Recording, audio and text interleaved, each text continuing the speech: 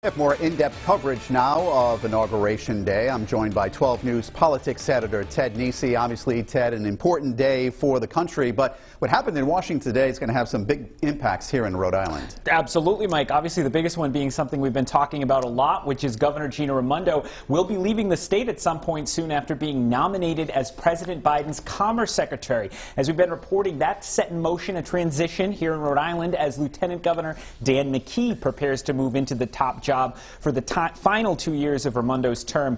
But there is still uncertainty about when exactly all this is going to happen. We learned last night the governor will have her confirmation on Capitol Hill confirmation hearing, I should say, on Capitol Hill next Tuesday. But that's only the first step. And when I spoke this afternoon with Rhode Island U.S. Senator Jack Reed to ask him when he thinks she could have the new job, he wasn't sure.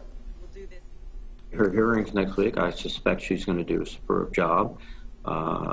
And I think also that they will try to move rapidly, but around here, rapidly, particularly in this context, might not be a day or two, it might be longer.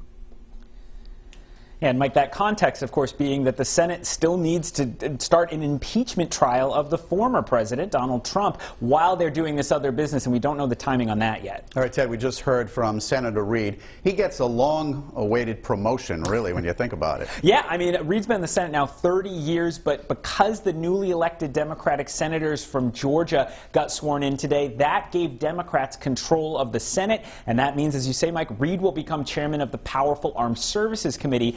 But Reed tells me he will get that job, but it's not quite as simple as it might otherwise be because the Senate is 50-50, 50 Democrats and 50 Republicans. So Vice President Harris has to cast the tie-breaking vote that gives the Democrats control. And that means the leaders of the two parties need to negotiate this complicated power-sharing agreement, which is something they previously had to do back in 2001. So the bottom line is Reed says he doesn't actually know when he will be Armed Services Chairman, but he said, Mike, it's important to get sorted out soon because he thinks his committee needs to act quickly to approve Joe Biden's defense secretary and get him over to the Pentagon.